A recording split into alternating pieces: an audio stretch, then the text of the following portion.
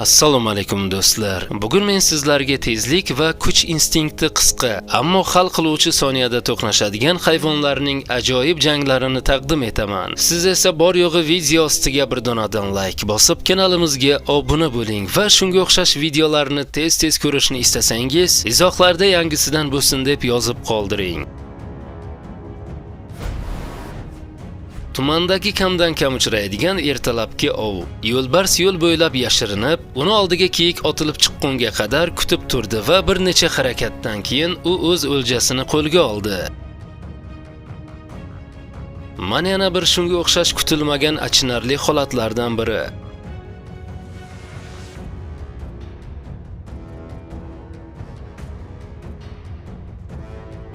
Ushbu videoni tasvirga olayotgan kishi avvaliga oq boshli burgut nima uchun suv bo'ylab og'ir ahvolda suzib kelayotganini va ucha olmayotganini tushunmadi.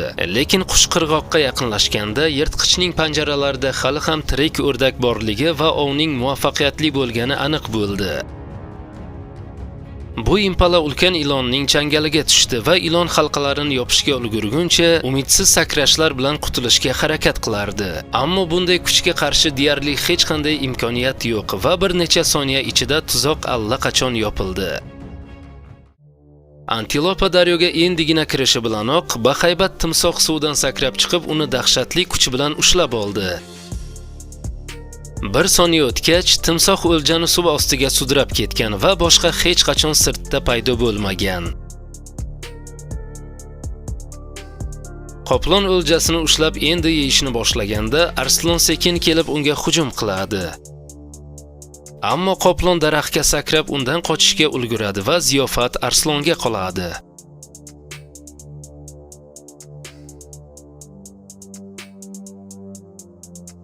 Safaridan noyob lahza tasvirga olindi.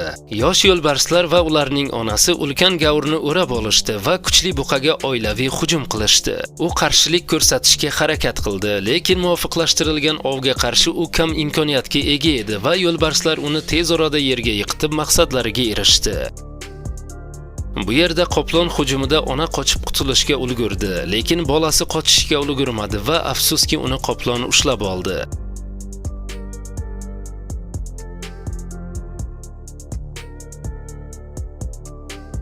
Kiyik bamayli xotir o'rmonga kimdir sochib yuborgan makkajo'xorini yeb turgan edi va uning orqasidan asta-sekin bilan yetib kelayotgan yovvoyi mushukni payqamay qoldi.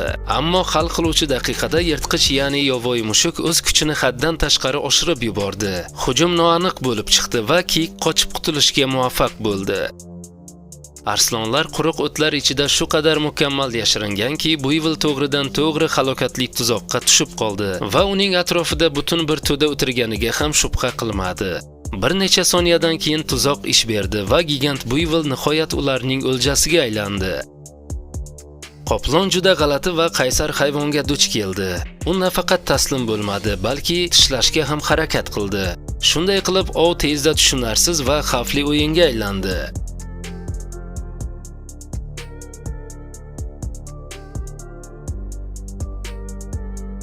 Impada afrikalik mehmonxonadagi basseyndan najot topdi. Bir to'da yovvoyi itlar asabiy tarzda uni atrofini aylanib, suvga tushishga jur'at eta olmadilar, lekin u basseyndan chiqishi bilanoq hammasi tezda tugadi. Ushbu xonadon egasi tulki mushukning hududiga to'g'ri kirib kelgani va u xuddi jang qilish uchun emas, balki o'ynash uchun kelgandek harakat qilgan ushbu kamdan kam lahzani tasvirga oldi. Lekin mushuk tezda unga bu hudud kimga tegishliligini eslatib qo'ydi va oxir-oqibat beadab mehmonni haydab yubordi. Bu yerda oq ayiq muzdek ayyorlik bilan ov qiladi. Morjlar to'plangan joyga yaqinlashib shu qadar vahima qo'zg'atadiki, ularning o'zlari jarlikdan pastga tushadilar. Shundan so'ng ayiq pastga tushib, endi yuqoriga ko'tara olmaydiganlarini olib ketishi kerak bo'ladi xolos.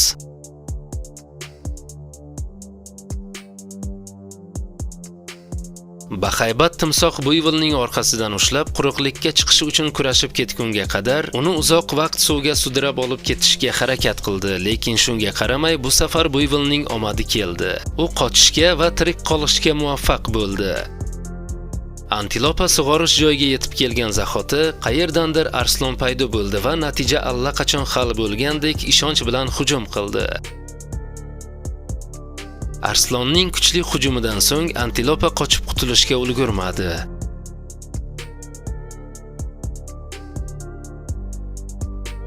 Sichqoncha dangasalik bilan aralashishni xayoliga ham keltirmagan mushukdan qochib devor bo'ylab ketdi. Ammo kutilmaganda qayerdandir qush paydo bo'lib, sichqonni olib ketib hammani hayratda qoldirdi.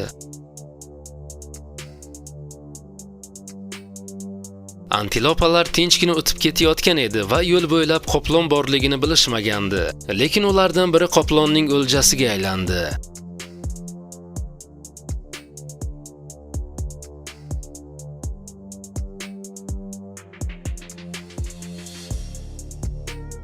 Ona buyvil endigina bolasini tug'di va uni o'zigina himoya qilishga harakat qildi. Lekin qarindoshlari yaqin atrofda bo'lmaganligi sabab u sherlarning o'ljasiga aylandi va bolasini himoya qilaman deb o'zi halok bo'ldi. Odamlar daryo bo'ylab suzib yurgan va birdan butunlay aqldan ozgan manzarani ko'rishgan. Sohil yaqinida ular ulkan anakonda va timsohni ko'rishgan va bu yerda yirtqichlarning qay biri ovchi va qaysi o'lja ekanligini darhol tushunib bo'lmasdi. Bu yerda cho'chqa xotirjam o'tlab nimani o'ylayotgani sir va shu zahoti sherlar esa unga go'yo tayyor ovqatdek qarashardi. Sherlar hujumlarini boshlaganda u qochib qutulishga ulgurmay qoldi. Bu yerda chinakam go'zal va shiddatli to'qnashuv bo'lib, oqayiq o'z bolasini bo'rilardan himoya qilayotganini ko'rishimiz mumkin. Va mana ko'rib turganimizdek bu yerda kurashda kim chekinish yaxshiroq ekanligi tezda ma'lum bo'ldi.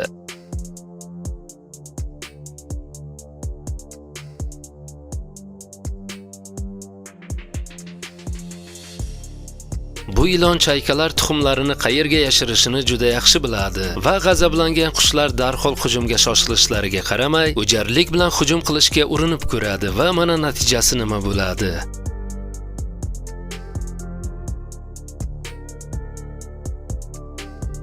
Ko'rinishidan qunduz ushbu o'rmon yo'lida birinchi marta yurmagan. Ammo bu gal bo'ri uni quvib yetib, dumini ushlab orqaga sudrab boshladi. Bunday uchrashuvda tabiiyki qochib qutulishga deyarli imkon bo'lmaydi.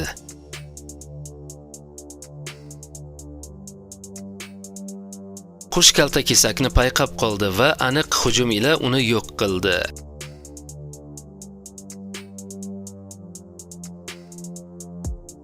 Sher yashin tezligida antilopa tomon yugurdi va uni bir kuchli zarba bilan urib yerga yiqitdi.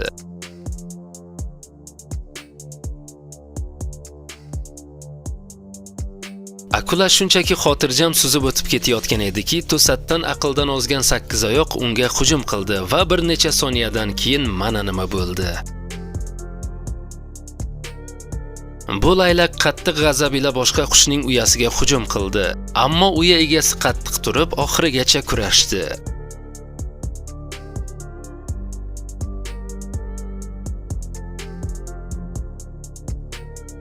Jang uzoq vaqt davom etdi va qayta-qayta takrorlandi, lekin oxir-oqibat u tuxumni himoya qilishga muvaffaq bo'ldi.